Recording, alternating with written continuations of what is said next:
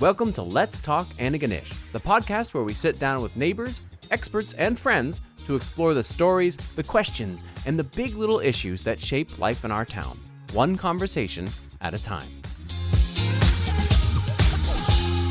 Today we're here to talk about the Antigonish Highland Games, which has been going strong for 160 years. And this year they're having 3 day passes for everyone. That's pretty exciting. But maybe you've never heard of the Highland Games, or you've never been. You want to know more. What are the Highland Games? Today we're gonna find out. Hello, Anuj. Hi there. Welcome to Let's Talk Antigonish. And to you too. Yes, so we are here to talk about the Highland Games, which are coming up very soon. Yes, sir. The 160th Highland Games, no less. The 160th. That's a long time. So we're here in the studio with Dan Cochrane. You are the, I'm going to get your name and title correct, Operations Manager of the Antigonish Highland Society. That is right. So the Highland Society is the group that creates these games. Is that right? Yes, that's right. We've been doing it since, we started in 1861, and the first Highland Games was held in 1863 on Apple Tree Island. You know where that is? I have no idea what that is. Guess what? No one does. Okay. It doesn't exist anymore, I don't think. Okay. And there's actually a lot of speculation about where it even was. So, yeah, there's some thoughts that it may have been over where Celtic Ford is. Others say that it's up near where the landing, the river runs into the landing there. We're not really sure. So it was in Antigonish? There was an island? Yeah, that's right. Apple Tree Island. It's just like a million years ago, like when the dinosaurs walked. Yeah, exactly. That's fantastic. Okay, but 160 years, these games have been happening in this town. Yeah, that's right. And it's described as the longest running games, right? For a while, it was the longest continuously running Highland Games outside of Scotland. Unfortunately, the pandemic put a damper on that. But that doesn't count. No, exactly. And, right. and everyone had that same problem. So we could just Exactly. erase those years. Yeah, so it's one of the longest. I believe there's one in BC that's been running longer, but by about 2 years. But otherwise, yeah, we're up there. So Okay, so not everybody listening knows what Highland Games are, although they're quite popular and well known in the town. But there's some people that still don't know, even though they live their lives here, or new to town folks. So just give us a quick overview. What on earth are Highland Games? So the Highland Games, they're a tradition that were started a number of years ago in Scotland. The actual origins are somewhat up for debate, but the generally accepted story is a king had requested the strongest and fittest men in their community to come out and test a series of strength and endurance exercises to determine who would be his knights, I guess. So, that's the longest held belief of where it originated. I'm sure there's more folky origins than that, but Sure. Anyway, so it's a series of athletic events, Highland dance, piping and drumming. It's just a lot of different uniquely Scottish attributes that, collectively make for a weekend of entertainment. And so when Scots migrated here 300, 400 years back, they brought with them this memory and this tradition. Right, exactly. And it's actually quite important that you bring that up, why they came here, because, without delving too far into the history, there was a period called the Highland Clearances where essentially after the Jacobite uprising of 1745, there was an effort to kind of empty the Highlands of Scottish Highland culture. So they quite literally kicked people out of their villages and told them they had to leave. They could live in lowland Scotland or they could live elsewhere, basically. So many of them, in an effort to preserve their traditions, decided they were going to move elsewhere.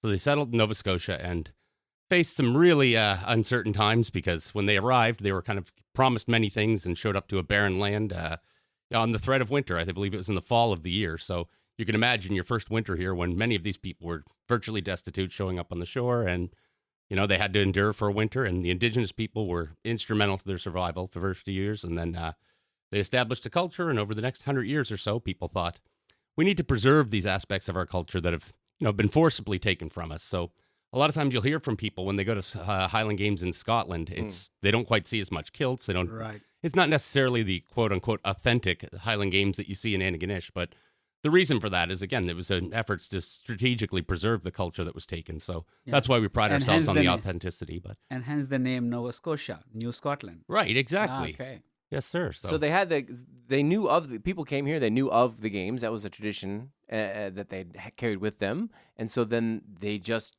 decided to hold or host games. The people of Scottish origins decided to host the games. Right. And it's been going on 160 years. Yeah, exactly. A man named Alexander MacDonald conceived of the Highland Society. He met with a number of local Scots in 1861, April 22nd, 1861. Wow, you know your facts. Dan is, he's not even consulting notes, everybody who's listening. He's just regurgitating dates. Wow. Wow, I you repeat must it have quite done great often. in So. history class in high school, man. Unfortunately, they didn't cover the Antigonish Highland Okay, Games too all much. But yeah, so Alexander MacDonald and this group met at a local general store and conceived of the idea of forming the Highland Society of the County of Sydney, because at the time Antigonish didn't exist as a town. So It was it was part of Sydney County. yeah, that's right, exactly. That's a very large county. Yeah, no kidding, right? Yeah. Considering from Sydney to here. So yeah, it was just, it was all rural area. As I say, there wasn't really a lot of development throughout much of eastern Nova Scotia at the time. So it was just something they conceived of to preserve the culture. They planned to do it in 1862, missed their mark by a year, and held it on an island that no longer exists in a place that would one day be Antigonish. So let's transport back to 2025. What's happening this year? This year, we've got all kinds of big stuff going on. As I mentioned, 160th. It's a big anniversary for us. So we've got the East Pointers will be our Saturday night show. That's going to be huge. They're taking the world by storm right now. So we've also got some North American Challenge. We're going to have some of the best heavy events competitors in the world. Damian Fisher, two-time American champion, I believe. So not North American, United States champion. As well as Matt Doherty. He's a local that was the 2022 world champion. So, Oh, wow. yeah, so we've got some high caliber entertainers coming for that. And Yeah, and Matt Doherty was my daughter's teacher, because he teaches out at Maryville. Or yeah, used that's to. right. Yeah, So, but apparently, I mentioned this before. Like, he's kind of famous in the Highland Games, and so like I have Absolutely. friends from the States who were talking about the games here in Antigonish they knew about.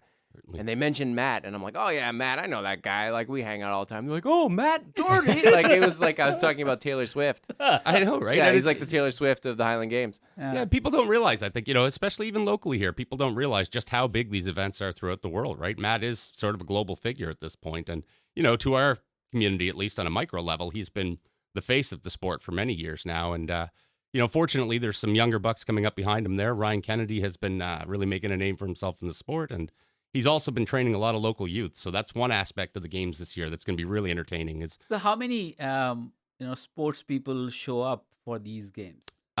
specifically for the heavy events, we probably have, goodness, if I try to estimate for all the different events, track and field, 5-mile road race, hundreds of people. So Right. specifically to the heavies, we probably have about 25 people show up, and, Right. really the cream of the crop that arrives. So we also have a women's category where at least two, possibly three of the best in the world will be here. So it's really going to be a competitive field this year. So give us a breakdown of what these games are. You've mentioned heavy events, but you also talked about music and dance. So what are all the things what is into that big umbrella of the games? Right. What's happening? Okay, so Games Week, first of all, is a loaded week. It starts on the Sunday with the church service, and there's numerous concerts and Kayleys throughout the week.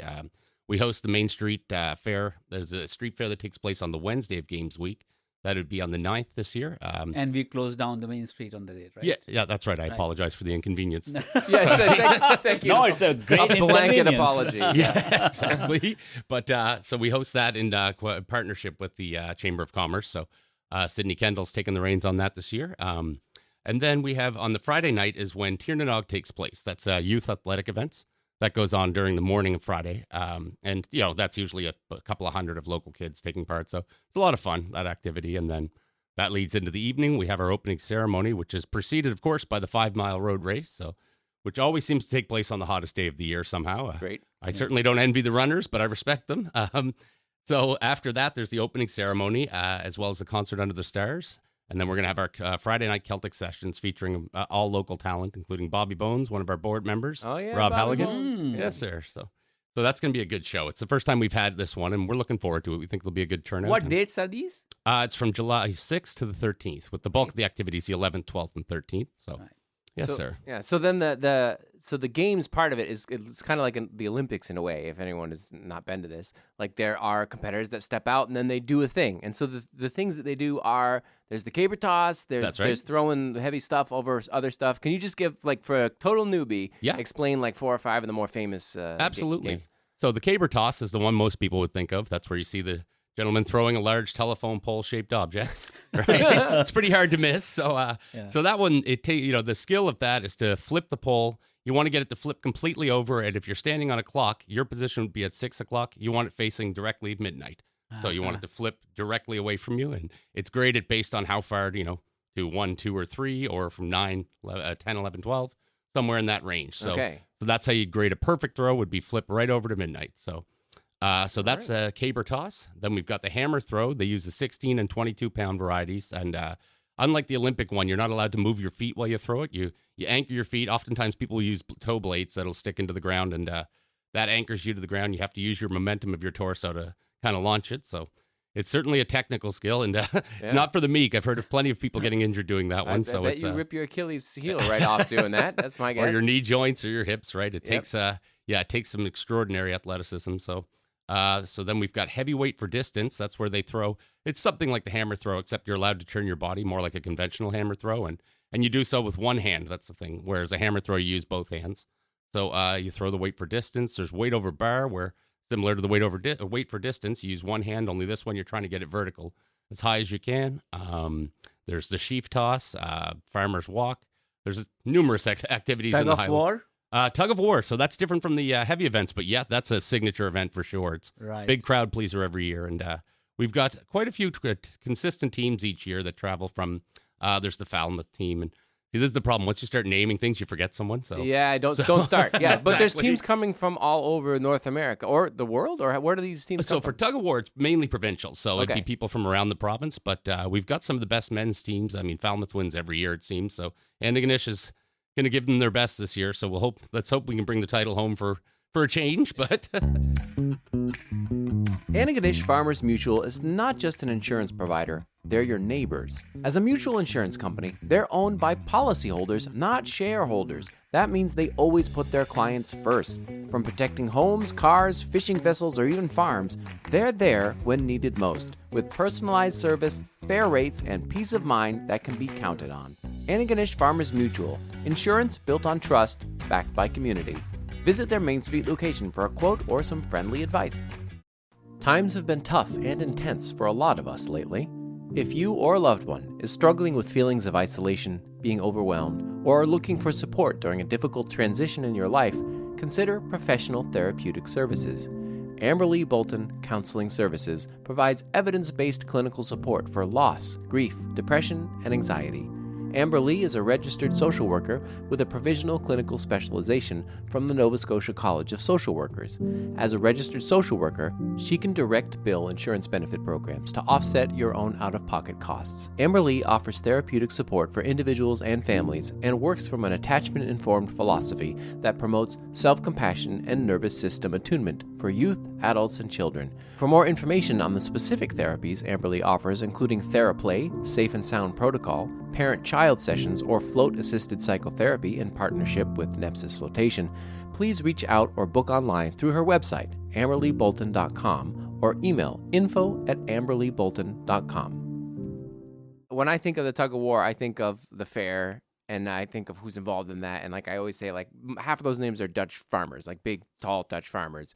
And so the impression of the Highland Games is that it's a bunch of people of Scottish origin doing these things. But like, I imagine those tug of war teams are filled with people who are from all over the place, not just Scottish origin, including people in the heavy events. Like, absolutely. Is it very diverse in terms of... It has become much more diverse in recent years, thankfully. Well, over the last probably 30 years, you've been seeing a lot more of different cultures. And I mean, beyond that, actually, when you think back to the 50s and 60s, you start seeing a lot of Dutch names start showing up in the Highland Games records, right? So I bet. Big, tall, strong farmers. Oh, absolutely, right? And I mean, much of the qualities that would make them good farmers obviously would make them good competitors on the field. So you see a lot of Dutch people. There's a lot of people of Indian descent, of African descent.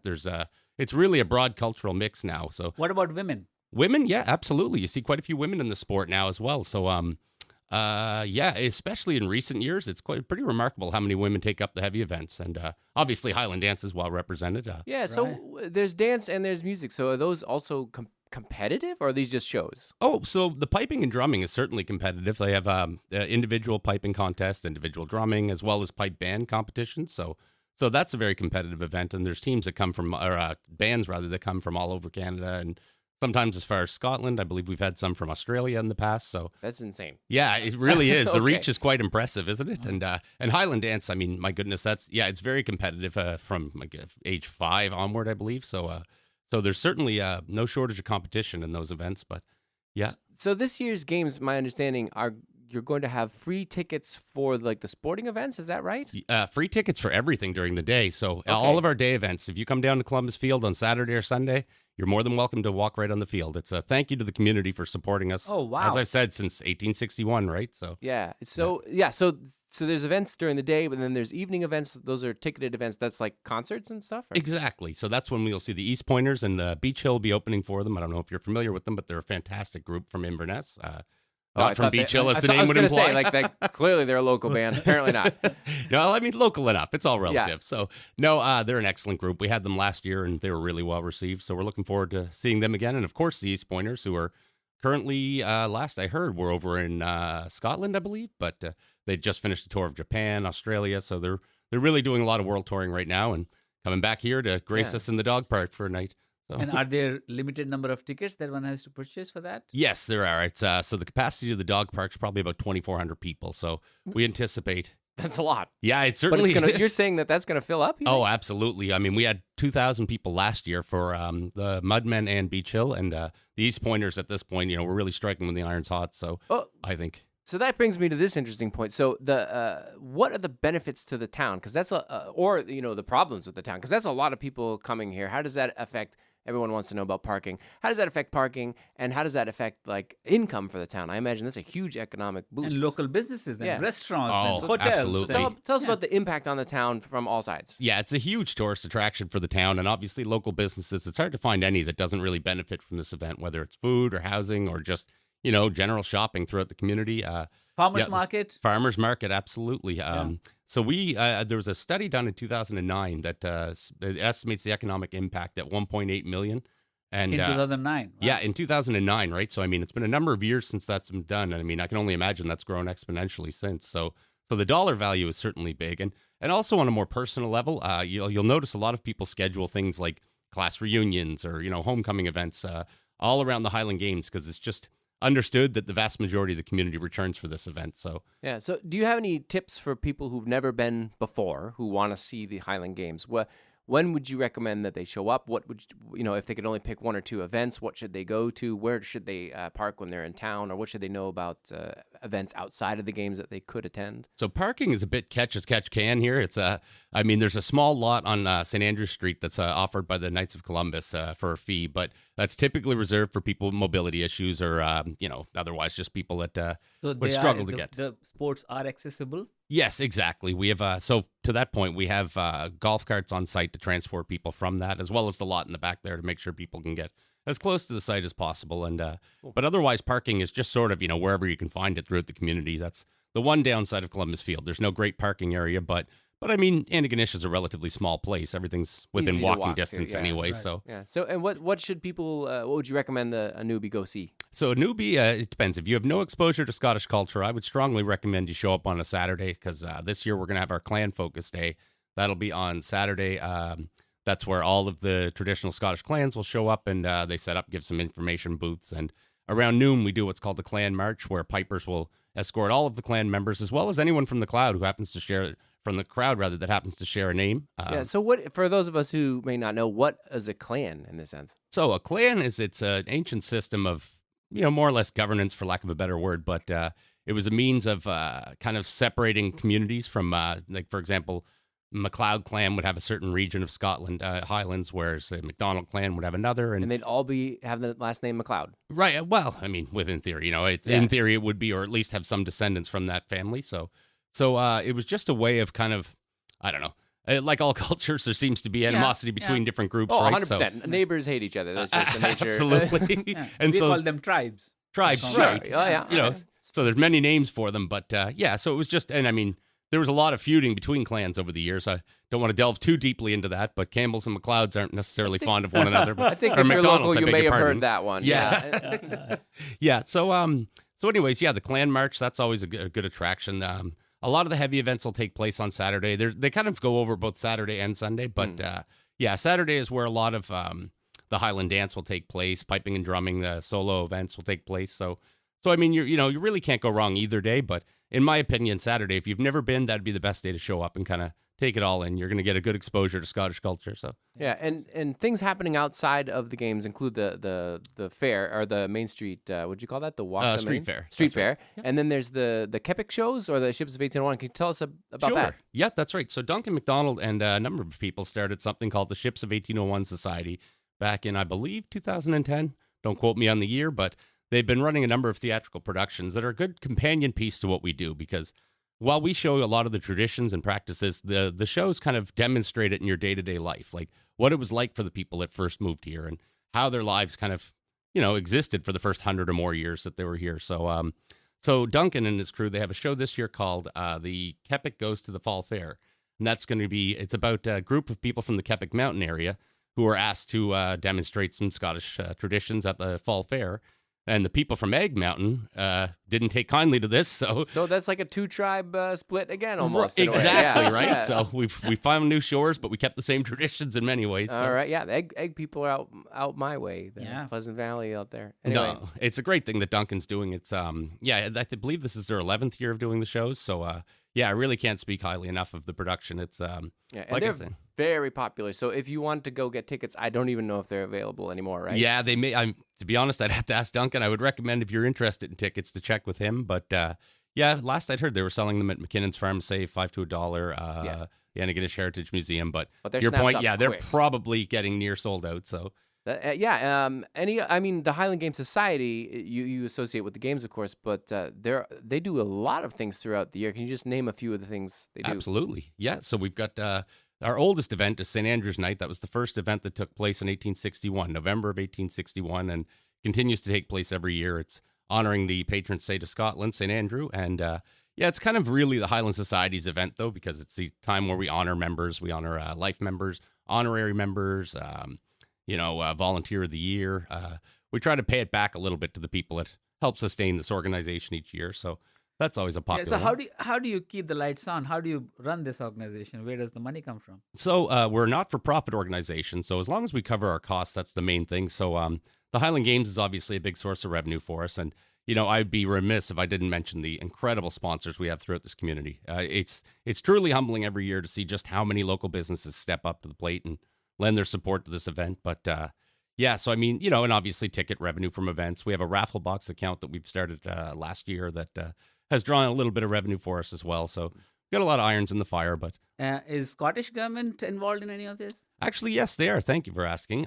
So the Scottish government provided us a grant last year, I believe, and they've been really invested in terms of like sharing our content and ensuring that people are familiar with what's going on, across the pond, as they say. But Right. Yeah. no, I can't speak highly enough of especially the Scottish government in Canada has really been involved with what we do. So, yeah, very supportive. So, Fantastic.